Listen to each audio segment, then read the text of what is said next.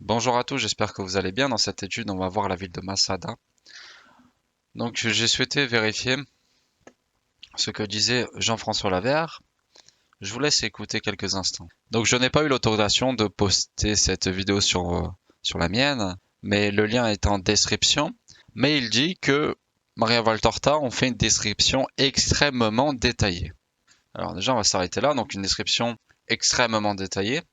Donc si on lit cette partie du texte, nous avons uniquement une description géographique, c'est-à-dire que si elle a accès, qui indique que le lieu est en haut d'une montagne, avec quelques renseignements, en l'occurrence qu'elle partage, hein. Donc si on regarde vraiment sur les détails importants, c'est vert et entassé, un sommet alpin, occident vers l'Orient, on a une muraille colossale, pic élevé. Donc si on regarde vraiment chaque détail, on se rend compte qu'au final, il n'y a pas grand-chose.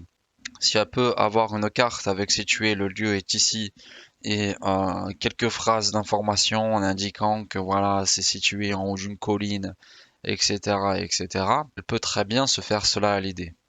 On va revenir quelques instants sur la vidéo. Les études systématiques de ce site ont commencé en 1963. Vous avez bien entendu son affirmation. Donc j'ai souhaité faire différentes recherches.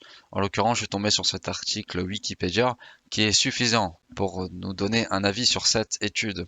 Donc le site de Masada a été identifié en 1842, donc ça date pas d'hier, 1842, et complètement fouillé en 1963 à 1965. Alors que oui, effectivement, ça a été complètement fouillé de 1963 à 1965. Mais qu'est-ce qui a été fouillé? C'est tout l'intérieur de ce lieu. Et tout l'intérieur de ce lieu, Maria Valtorta ne le décrit pas. Elle décrit simplement que c'est en haut d'une montagne, etc. Et ces informations-là, vu qu'elles ont été identifiées en 1842, c'est-à-dire qu'à partir de 1842, elles étaient disponibles, ces informations-là. C'est tout ce qu'ils partagent. Mais si on recherche vraiment chaque détail, on se rend compte que ces informations sont médiocres, voire même fausses, parce que c'est pas vouloir voir la réalité, d'affirmer des choses pareilles. Donc c'est très facile de prendre n'importe quelle étude qui date d'il y a quelques années, alors que le lieu a été trouvé il y a près de 200 ans. Voilà, je vous remercie d'avoir regardé cette vidéo. N'hésitez pas à faire un don si vous le pouvez, le lien est dans la description, cela nous permettra de faire des analyses plus complètes et éventuellement de vous abonner si vous voulez voir d'autres vidéos, car d'autres vidéos vont venir sur ce sujet.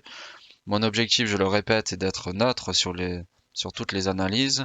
Mon envie première au départ, quand j'ai voulu faire ces analyses, c'était de confirmer que l'œuvre de Maria Valtorta décrivait des lieux après sa mort, donc avec plus de détails, c'est de faire une analyse plus complète. Et aujourd'hui, je me rends compte que la très très grande majorité que décrivent ces fameux chercheurs, ces fameux scientifiques, sont fausses, sur la très très grande majorité. C'est bien dommage.